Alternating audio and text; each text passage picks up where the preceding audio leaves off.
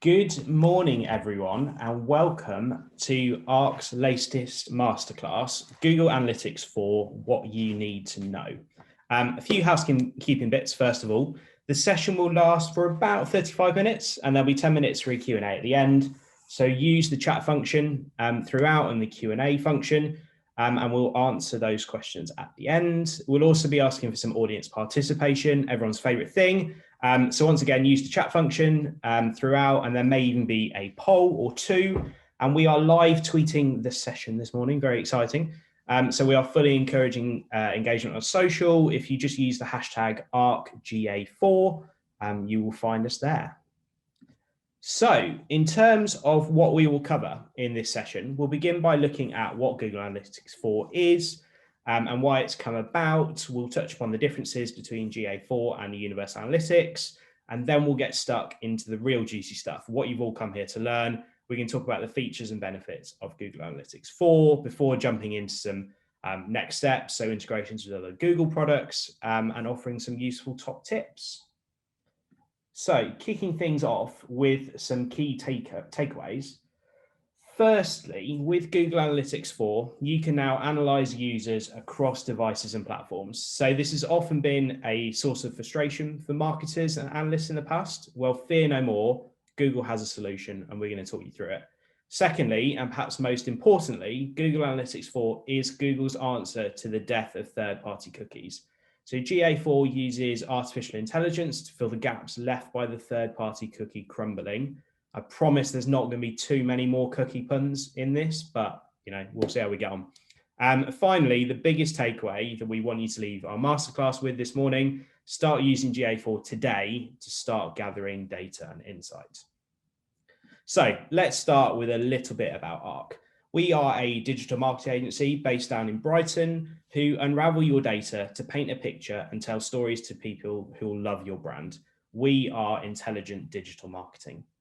We inspire curiosity into human behaviour to help people better understand people. Through the unification of creativity, data science, and technology, we see the what, discover the why, and produce experiences that excite and strategies that work. How do we do it? Put simply, our core services are all about stories, so content and creative, intelligence, analytics and data science, and audiences, so advertising. Let me introduce you to your speakers this morning's masterclass. My name's Mike. That is me on the left with short hair. That was lockdown 1. This is lockdown 3. It's taken its toll. I'm going to be joined by 2 of our digital experts. We've got Joe Shrimpton, who is Arke's digital manager and analytics guru, and Ben Halliday, who is our paid media manager. So now I think it's time to start talking about Google Analytics 4. And just to kick things off, let's provide a bit of context. As I'm sure you're all aware, Google has relatively recently announced plans to stop using tracking cookies on its Chrome browser by 2022, replacing them with a group profiling system in a move that the company says will plot a course towards a more privacy-friendly web. And there's no doubt about it, this change is significant. So Chrome commands around 2/3 of the web browser market, and third-party tracking cookies, meanwhile, underpin much of the targeted advertising industry. And while Firefox and Safari have already stopped supporting third-party cookies, Google is the first to produce replacement advertising support. Ben, over to you. Lovely, thanks, Mike. So enter Google Analytics 4, tracking in a cookieless world. So on the 14th of October 2020, Google announced the introduction of Google Analytics 4. This version of the much used analytics platform is built upon the app and web property that was released in beta last year. There are some stark differences between the current and the new versions, which we'll cover in more detail later on. But most notably, and perhaps most pertinently, is its use of machine learning to help bring to light insights from the data collected. So it's claimed by Google that the new version of the program is privacy-centric by design, and that is the collection and sharing of people's data becomes more regulated. And Google Analytics will be able to fill those information gaps as they occur. So in order to remain useful to website owners, while increasingly reporting on less data, changes had to be made to Google Analytics. So according to Google Google's own blog, this new version of GA uses blended data to construct reports. And I quote directly from the blog, because the technology landscape continues to evolve, the new analytics is designed to adapt to a future with or without cookies. It uses a flexible approach to measurement, and in the future will include modeling to fill in the gaps where data might be incomplete. This means you can rely on Google Analytics to help measurement and marketing results and meet customer needs now as you navigate the recovery, as you may face uncertainty in the future. So it's worth noting here that the new Google Analytics is now the default experience for new properties, and it's where Google is investing future improvements. But let's be realistic, as time goes by, and we are seeing it already, browsers are going to block stuff, people are going to use extensions to block stuff, and even certain sites now are going to block stuff. Universal Analytics, which the majority of you will be using at the moment, relies on the data it can see, which is getting more and more difficult to collect. And as marketers, analysts, and developers, using Universal Analytics mean you've got to make decisions based on what's really only sample data from a segment of your site visitors. But Google understands where this trend is leading, so they've designed GA4 with artificial intelligence or machine learning to take what can be measured, feed that data into its algorithms, and then build reports that model on your actual users to forecast what data might be if the user data could be collected in full. So in a world where data-based decision-making is becoming more and more useful and important, these reports will be really helpful to make more accurate assessments of your audiences and the journey of that audience, which can then be used to make active decisions around ad campaigns. And the more people, organizations, and brands who use GA4, the smarter those algorithms get, and the better decisions you can make from the data it provides. So what are you waiting for? And this moves us on nicely to the differences between GA4 and Universal Analytics. So first of all, GA4 is more user-focused versus Universal Analytics, which is more session-focused. And as we've been saying, GA4 enables you to track in a cookieless world. I'd say the biggest difference between the two is the way you get answers from the data. So Universal Analytics was built to collect information, store that information, and build reports, such as the source and medium report. And everything happens inside of Universal Analytics. But GA4, on the other hand, is built to store information for the Google Suite, including Tag Manager, GA4, and Data Studio. So Google Tag Manager collects your data that you want to track. Google Analytics 4 stores that data, and Google Data Studio is where you build your reports. And as we'll explain, GA4 is also capable of in-depth analysis via the Analysis Hub. Another key difference between Universal Analytics and GA4 is the way that each one treats the data it stores. So with Universal Analytics, the platform automatically tracks things like page views, and you'd really only use something like Google Tag Manager to track specific interaction events. But with GA4, everything is basically stored as an event. So a page view is an event, a purchase is an event, a click is an event, etc. And because everything is treated like an event, it's easier to analyze and cross-reference information. So for example, a funnel report can show you people who landed on a specific page as a page view, then people who clicked a specific button, and then people who view a specific video to a specific point in time. GA4 also provides a better representation of user behavior whilst respecting user privacy and enabling you to spend less time collecting that data.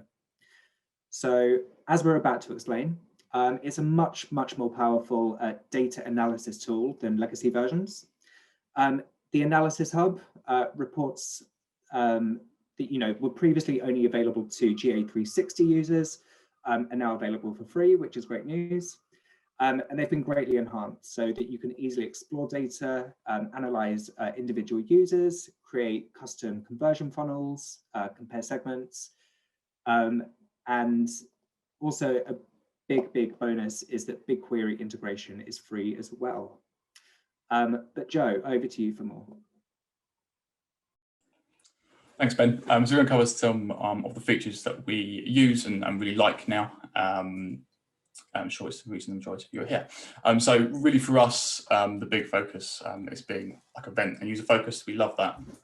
Really good to see. It's definitely a marketing tool now rather than kind of a marketing with a web audit tool attached to it.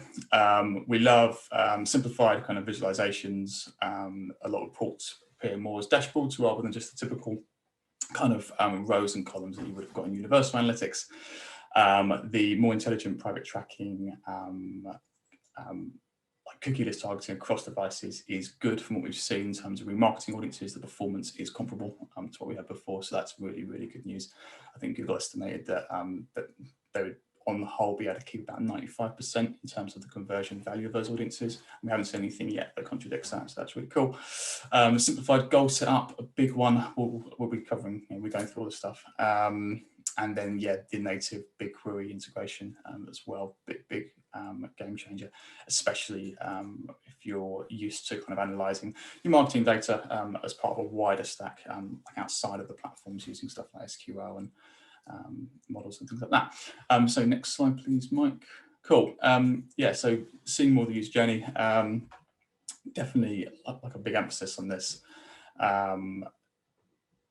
Every single touch point, as Ben mentioned, is actually like an event now, and this works, of course, across different devices. So it was it's Google Signals, which is in beta in the Universal Analytics. That's the main kind of stitching logic between devices and sessions that don't have a consistent ID. As I say, that seems pretty good so far in terms of the remarketing audiences that we've been building out from funnels. But obviously, as well, just like the previous version of Google Analytics, in terms of identifying like the users, GA4 is only as good as the data that you send it, and the user ID is still the most robust way of tracking. So obviously, for logged in users, it's not really a problem. You have to get slightly more creative with the users that are not logged in, and find ways to kind of authenticate those individuals and then pass that into Google Analytics. Next slide, please, Mike. Just very briefly, this is the new schema. So the new kind of data structure behind Google Analytics 4. This is what sits under the hood. It's been completely like redone and overhauled. Used to, with the old GA, have user, session and hit scopes of data, and they would sit in their own blocks of tables, and you couldn't really make correlations between them unless you got the data like away from Google Analytics. You'll notice here the ones, well, the highlighted bits with nice borders, user, event and device, very heavy in terms of the share of data there. So yeah, big focus on user, big focus on event variables, again, which we'll cover later on, and then a big focus on the device as well, with some kind of geo and then kind of like web tech data to like enrich that as well. Next slide, please, Mike. Cool. So in terms of the reports, gone are audience acquisition behavior conversion menus, and in place is what they refer to as life cycle. So you have acquisition, engagement, monetization and retention. We won't be going through much e-commerce stuff in this webinar. That's very much a webinar in itself. That's quite large, but it's really good to see finally a focus on reports that is kind of marketing and sales and growth based rather than just standalone like events and conversions that then you kind of have to stitch together using the logic that was in there. Essentially what we're seeing is just a whole lot of GA360 now in GA4. Next slide. Another example of this would be this example of the real-time report. Really nice looking, kind of more of like a dashboard thing than the traditional, as I say, kind of rows and columns of Universal Analytics. So yeah, this kind of stuff has been around for some time in GA360. Now it's available in GA4, and it's really powerful, especially if you're agency as well and you have clients. It's really nice to be able to show them this kind of stuff. Yeah. Right, scrolling down. Oh, this is Ben. Pass over to Ben.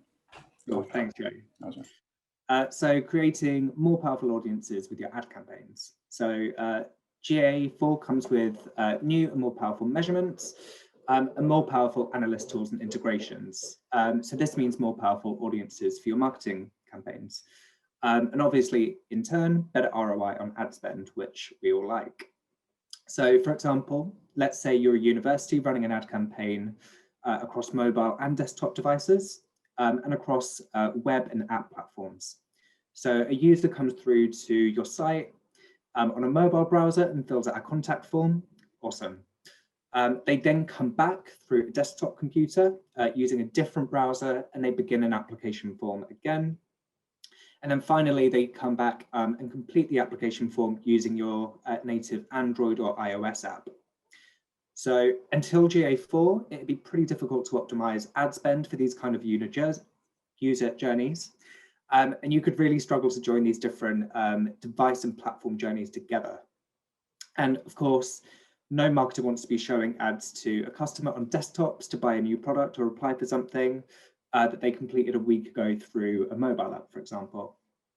Now, if you configure your web pages and apps correctly, you can stitch these user journeys together and avoid wasting your ad spend. And this also applies if you don't have an app, just simply apply the situation to multiple devices and browsers. So we love a bit of predictive analytics here at Arke, and the new predictive metrics being released by Google will really help optimize those audiences even quicker and even more intelligently. Google itself has said, we're continuing to add new predictive metrics like the potential revenue you could earn from a particular group of customers. This allows you to create audiences to reach higher value customers and run analyses to better understand why some customers are likely to spend more than others, so you can take action to improve your results. Realistically, you'd probably need about 2,000 to 3,000 actions, purchases, or conversions to really make use of these models. And user IDs are also massively helpful with this. Yeah, just a little bit on the audience kind of definitions. Tracking's it's really, really granular the way you can do it. You can build an audience on a bunch of definitions, and then you can turn off certain events which would be contributing to an audience in the case that you suddenly wanted to exclude them from that audience kind of segmentation. So yeah, really, really granular kind of privacy and kind of user consideration as well in terms of the targeting. So yeah, all about kind of improving user experience as well as privacy. As Ben said, you could have like a pool of all users and include like purchases and stuff in that, and then at the point where they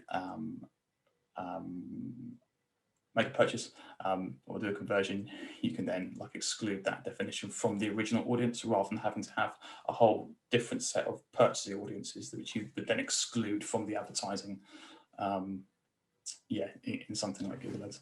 So that's really, really cool. Next slide. Cool, onto events. So this is obviously quite a large part of any web implementation.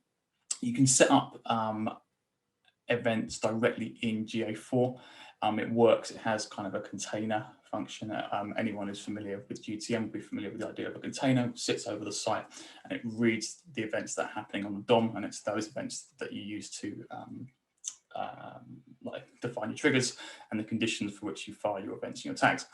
GA4 can do that, and if you install it through GTM, which I recommend, it has that container sort of capability, but we actually advise to basically ignore that and just continue implementing with GTM, which is recommended. The auto events, as you mentioned previously, page view, session starts, first visit, internal click, scroll and click are tracked automatically, and then if you go on to the next slide, show you how you would set up a. So this is setting up an event just using Google Tag Manager. This should be fairly familiar to any of you who have used Google Tag Manager before. Specifically, like you're now clicking a GA4 event in terms of that tag definition. and instead of kind of fiddling around with property IDs that you're going to send that event to, like you just pick the parent tag, which is the one just below where the cursor is on the screen, and then in those two boxes below, this is where it gets really interesting. You have space for event parameters and user parameters as well, and this is basically custom fields and custom data that you can send around the event and around the user submitting that event. This is something that we've seen and used widely on implementations using platforms like Mixpanel, Adobe Analytics, Snowplow, that sort of thing, where actually the kind of forming of data around those events is much more freely formed, and you're not at the mercy of the dreaded kind of event category, event action, event label, and that nested hierarchy of definition, which events in GA have always kind of pivoted around. So yeah, really, really powerful feature of that. And as I say, because things like page views and session starts and that, they're also in that realm of events. You haven't got that kind of natural break between session dimensions and then your events. It is all just one, and you can send as much data around any of those events as you need. I'm pretty sure these fields are quite unlimited. I've tried to add about 10 rows and then you can just keep going. So I haven't yet hit the hit the limit.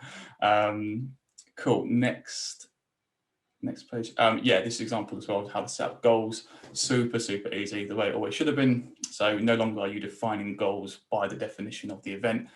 You're just looking at your list of events and you're just toggling that goal on or off, which is really cool. Obviously, then when you create a goal, it then becomes like a conversion and the focus of optimization of campaigns if you connect your Google Ads into the account, but also a lot of the other like models and ports in the analysis hub as well. They then pivot around those conversions and those goals that you've set up rather than events. So next page. So next steps. We actually had a really good question come through. It's when creating a UTM code, where do we find this in Google Analytics to track conversion points and stats? So for those of you not familiar with UTMs, it's the really ugly bit of path that you see on the end of a lot of emails and that you probably click through, and certainly advertising from social. It carries with it at very minimum a source, a medium, and a campaign property, which Google Analytics then knows and assigns to those various channels. Speaking of channels, default channels have been completely scrapped. It is now just a focus on source, medium, and campaign, which, to be fair, is kind of how it always should have been. We've got a question. Do you have that automatically to do something? Or to that question through on this point, will GA update happen automatically? Okay, yeah, we'll cover that in the end. Yes, what was I trying to thought? So yeah, like in this example, if we're looking at the effects of a certain event, like based around around a certain source, medium, or campaign, we go to the acquisition part of the report, go into overview. You can look at reports by sessions or users. Pick, in this case, we're just going to use the source medium configuration, so it has both the medium and the source going into one. Then click through to view user acquisition. So next slide. And then this report should look fairly familiar. It's a list of source and mediums and then the traffic off the back of those. What's different in this is that you actually now have the events included in this, and you also have the conversions included in this as well. So default is just all events, but then you can click specific events and you can see the effect of this traffic from said medium and sources like around those events. And obviously we have goals as well. You could just click through and pick goals. They'll most likely be the ones that you'll be most interested in. So I hope that answered that question. Next slide, please, Mike. Yeah, oh, and a little click. Thank you. Don't know what happened. So also as well, just mentioning this is the BigQuery integration. The BigQuery really is just about getting your event data away from Google Analytics and into BigQuery, which is a really, really powerful data warehousing tool from Google. it's particularly useful for kind of like SQL-based analysis and modeling and things like that. But in terms of the benefit to marketers, it's really about having it in a much more universally accepted format of dashboards. So BigQuery plugs natively into Tableau, Power BI, Data Studio, and a lot of others as well. Or you can easily convert it into standard SQL data, and then that database will plug into pretty much anything you need it to. And essentially the export in this is just the full scope of those events. Every single event gets exported kind of live streamed almost to this Data Studio database, sorry, this BigQuery database. And yeah, basically in like a much more usable format, and then you can draw those comparisons across all your events, across your users, their devices. It really is just the kind of heart of all the marketing intelligence from GA4 gets extrapolated out into this system. I could talk about BigQuery all day, but I think we'll move on. So yeah, as top tips or kind of like next steps, we really recommend just getting GA set up as soon as possible. You can do it as a complete fresh install under a whole new account, or you can just run it as a GA4 property alongside your existing Universal Analytics property. Obviously, GA4 is the way things are going. If you're doing any kind of paid media in Google Ads, especially, obviously, because the native integration, you need to be doing it now, because it's as we've said, the browsers and the cookie situation is kind of gradually deteriorating, and this will give you the best chance to keep up like highly refined audiences and feed the campaigns the information that they need to actually be optimized by. So yeah, in terms of ad spend and saving that and making that most efficient, that's the number one reason that you should install it.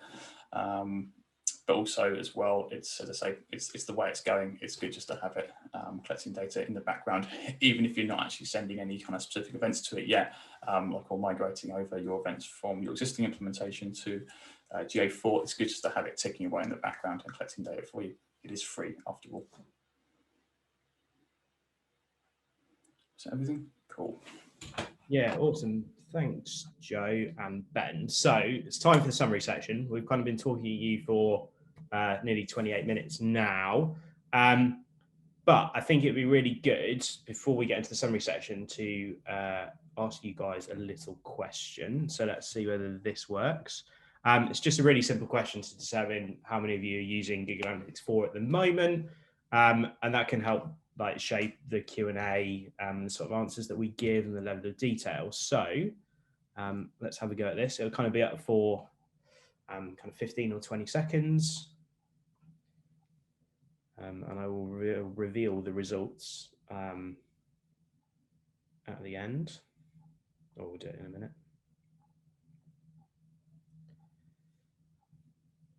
Okay, so interestingly, 90% of you aren't currently using it, but that's a very promising 10% of you who are, which is really good. So I'm sure that Joe and Ben, when they answer some of your questions, will tailor that. Yeah, really useful. Thanks, guys. So we've run you through a number of features and benefits. And you may be sitting there watching this thinking, okay, but how does this impact me? So what we've done, we've tailored some of these benefits to the analysts, marketers, and developers amongst us to help you understand what impact it's going to have on you, your daily tasks, and what impact it will have on your business. So first up, analysts. If you're an analyst who manages both website and mobile apps, you will finally have the ability to roll up your data across web and mobile. Even if you don't manage a mobile app, you will notice that GA4 is a significantly more powerful analysis tool than legacy versions of Google Analytics.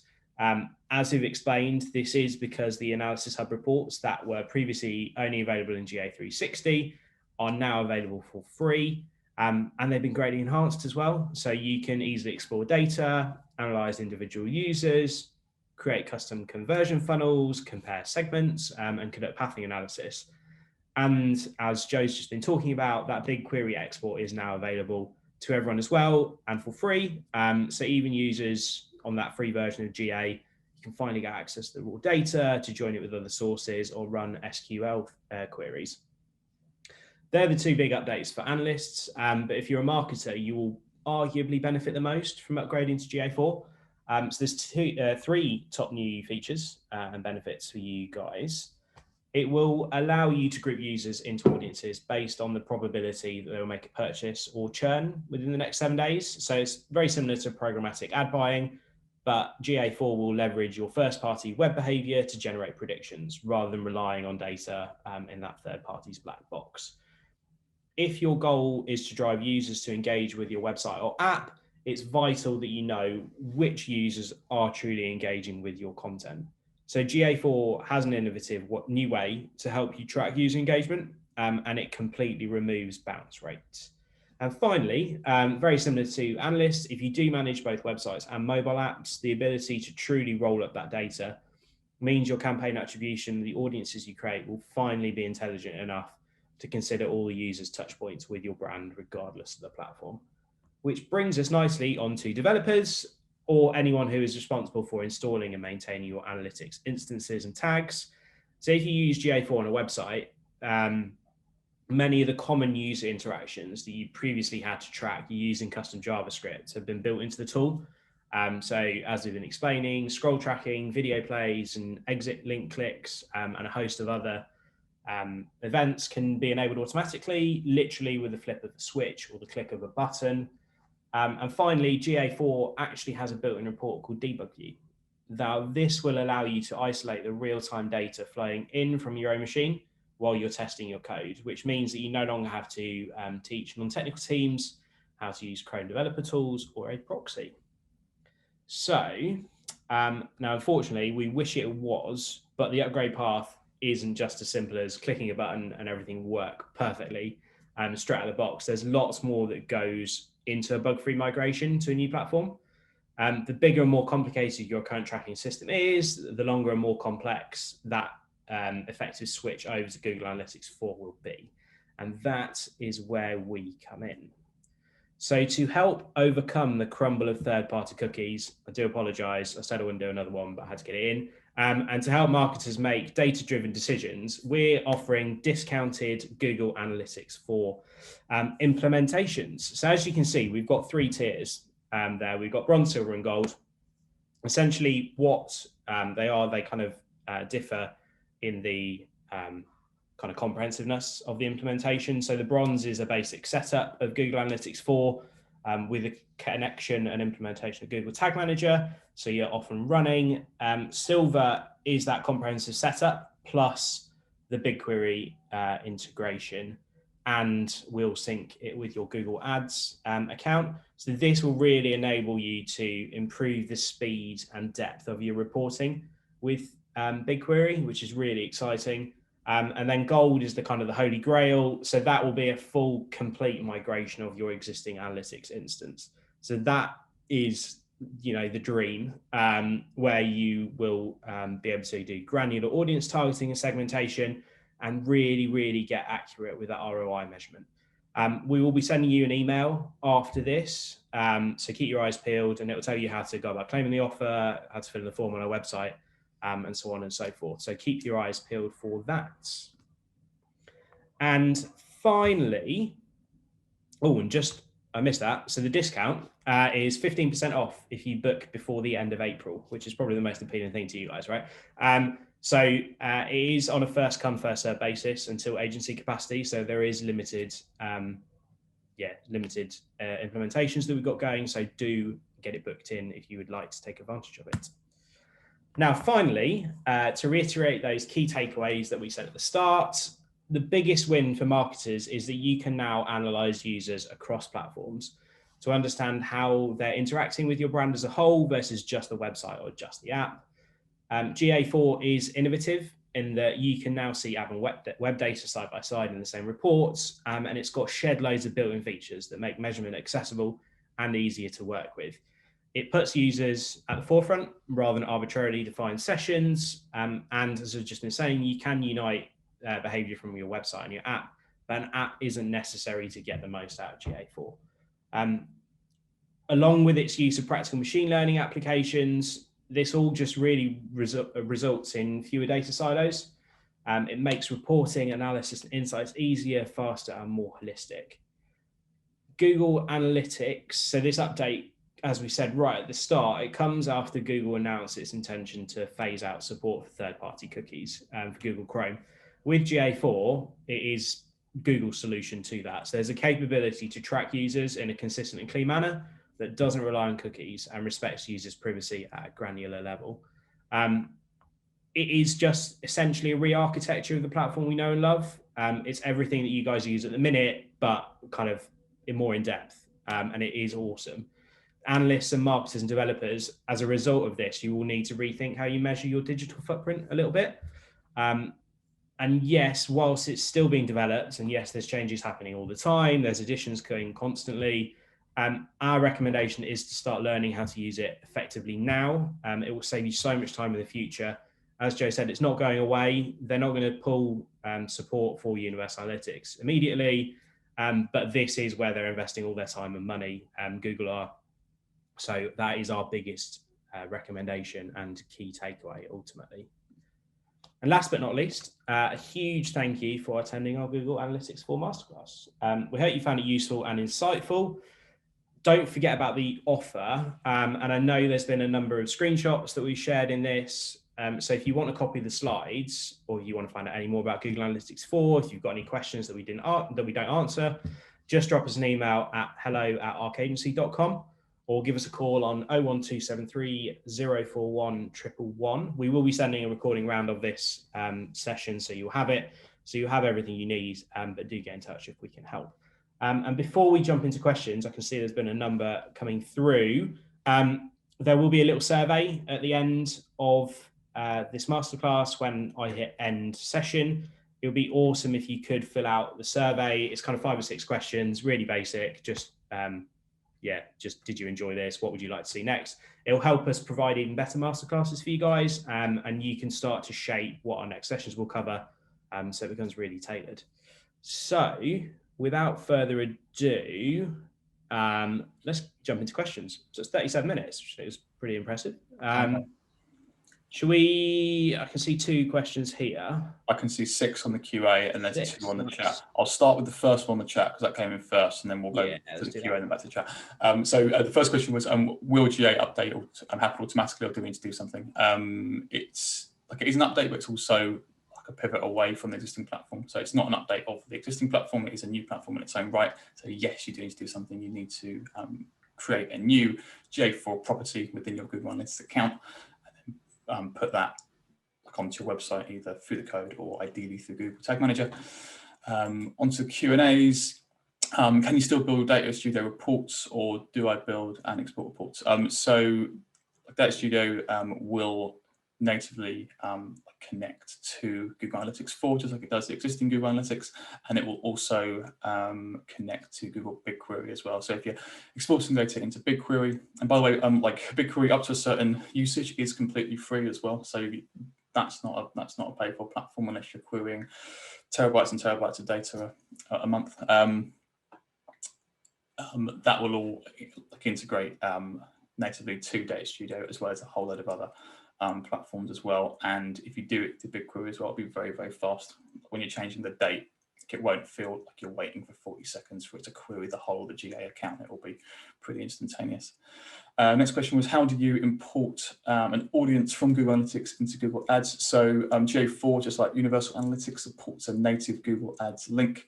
And once you've done that, all audiences available within GA4 will be available in your Google Ads alongside your goals, which are conversions as well.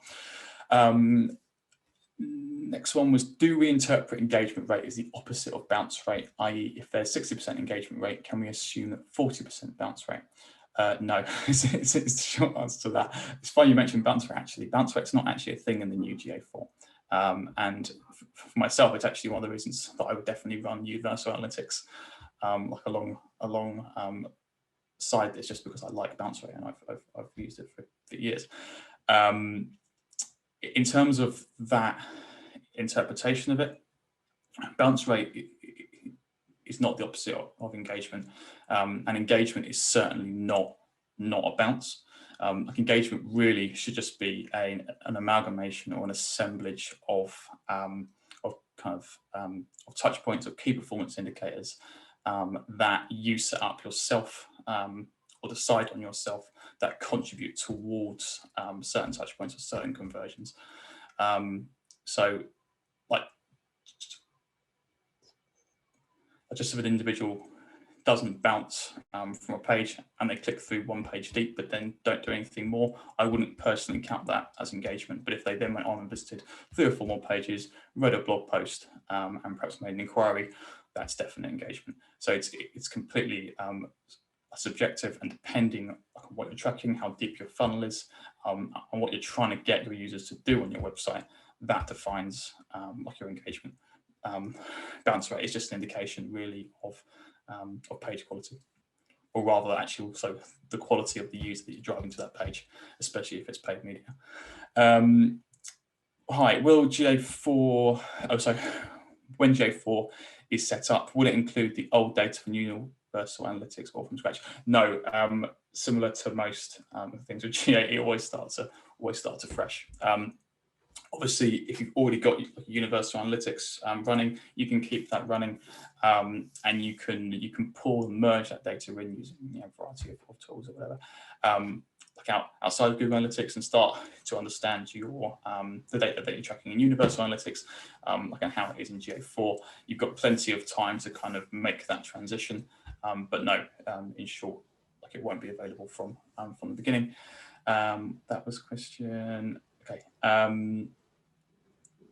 Next one, is raw data available in BigQuery free from sampling issues, or is sampling irrelevant now that AI is being relied upon? So in terms of the event data from BigQuery, this is a big advantage. Yeah, there won't be any sampling issues when doing a look back of, say, 6 months. Obviously, if you're in something like Data Studio, or even if you're creating like a custom like Google Analytics API query, if you're looking back longer than say 6 months, it will start to sample. But if you've got that data from day one going into BigQuery, you won't have any issues with sampling. In terms of the AI and the way it kind of stitches that data and kind of builds that intelligence, it won't have much effect on the event data streams that are getting pushed to BigQuery. That is very much like hard data that is not in any way modeled upon, but it is very much it's the audience stuff that involves the AI. So if you're bringing in information around segments of users around certain interaction points, and then using that to compare the event data, you might see some kind of irregularities there, but on the whole, sampling won't be an issue. Next, when will it be compulsory to have a Google Analytics instance? This links to the question in the chat. You explained that Google will switch to GA4 by 2022, so exclusively stop supporting Universal Analytics. What's the harm in waiting until then? So if you just use Google Analytics as an analysis tool, and you're happy and you're confident with your current implementation that you get the information that you need, and you're confident that you are collecting enough data from users even post-cookie.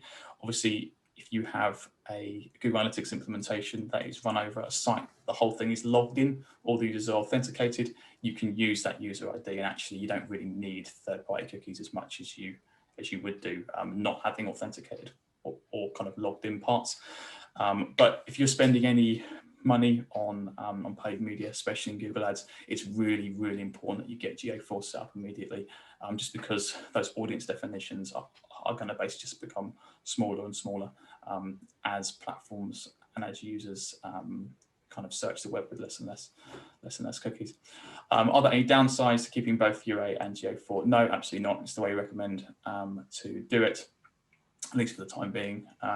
As I say, Universal Analytics will be redundant in 2022, but all the data will still be in there, and it's always useful to have that data to look back on historically as well. I think that's everything, QA-wise and chat-wise. If anyone has any other questions, please fire them over now, or forever hold your peace. Yeah, what we'll do, we'll do a little write-up of the Q&A as well, so that there's kind of written evidence of everything that Joe said, so you can hold him to that in the future. I think we're pretty set. Like we said, fire them in now, or feel free to email us. So it's hello@arkeagency.com. Any questions that we do get between now and when we kind of finish up with this round of this webinar, we will tweet the answers to as well. So we'll put those out. Cool. Awesome. Thank you very much, guys. Thank you very much for watching. See you next time. Keep your eyes peeled. Please fill in the survey. That'd be really useful. Keep your eyes peeled for the offer, and we'll look forward to seeing you all soon. I think next time I'm feeling like an e-commerce one. What do you reckon? E-commerce focus, Jay, for perhaps some more stuff on the analysis hub. I think that would be pretty cool. Yeah. Sweet. Awesome. Cheers, guys. Thank you. Bye. Thanks, everyone.